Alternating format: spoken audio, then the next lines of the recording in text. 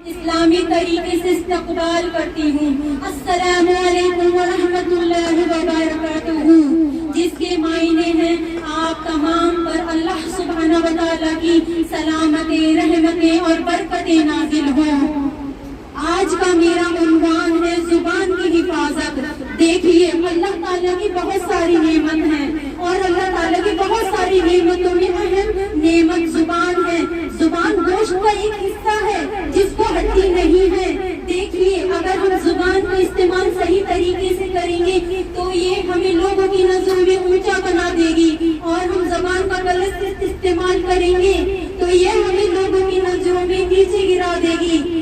یہی زبان ہمیں جنت میں لے جائے گی، اور یہی جب ہم اللہ کا کلمہ پڑھتے ہیں لا الہ الا اللہ محمد رسول اللہ، اور یہی زبان ہمیں جہنم میں دھکیل دے گی جب ہم اللہ کے ساتھ شرک کریں گے۔ تو کیا معلوم ہوا، اگر ہم اپنی زبان کا صحیح استعمال کریں گے تو یہ لوگوں کی نظروں میں ہمیں اونچا بنا دے گی، اور وہیں ہم اگر زبان کا غلط استعمال کریں گے تو یہ ہمیں لوگوں کی نظروں میں نیچے گرا دے گی۔ یہ زبان ہی تو ہے جس کا زخم لگا ہوا جلد نہیں بڑھتا۔ اگر کسی کو زبان کا زخم لگ جائے نا تو وہ بھر نہیں سکتے آپ، اگر کسی کو تلوار کا زخم لگ جائے تو وہ جلدی بھر سکتے ہیں آپ دوائی کے ذریعے، لیکن زبان کا زخم لگا ہوا بھر نہیں سکتے۔ اگر آپ نے کسی کا دل اپنی زبان کے ذریعے دکھا دیا ہو تو آپ اسے بھر نہیں سکتے۔ اسی لیے ہمیں چاہیے اپنی زبان کا استعمال صحیح طریقے سے کریں۔ ٹھیک ہے، ایک واقعہ سناتی ہوں۔ کسی بادشاہ نے کہا ایک آدمی سے کہ جسم کا سب سے اچھا حصہ کون سا ہے، لے آؤ میرے پاس۔ وہ آدمی گیا اور زبان کو لے آیا، اور پھر اس آدمی سے پھر کہا اس بادشاہ نے کہ اب بتاؤ جسم کا سب سے برا حصہ کون سا ہے، لے آؤ میرے پاس۔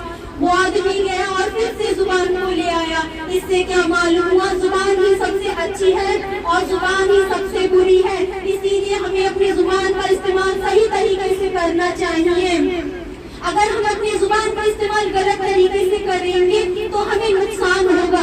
دیکھیے ہمارے ساتھ دو فرشتے لگے ہوئے ہیں جو ہمارے تمام کاموں کو نوٹ کر رہے ہیں۔ اللہ تعالیٰ قرآن میں سورہ قاف آیت نمبر 18 میں ارشاد فرماتا ہے، جو کچھ تم اپنی زبان سے بولتے ہو نا، یا پھر جو کچھ تم اپنی زبان سے نکالتے ہو نا، اسے ایک فرشتہ لکھ لیتا ہے۔ اسی لیے ہمیں چاہیے اپنی زبان کا استعمال صحیح طریقے سے کریں۔ اور ایک جگہ اور قرآن میں اللہ تعالیٰ سورہ احزاب آیت نمبر 70 اور 71 میں ارشاد فرماتا ہے، اے ایمان والو اللہ سے ڈرو اور وہ تمہارے تمام کام سنوار دے گا اور تمہیں بخش دے گا۔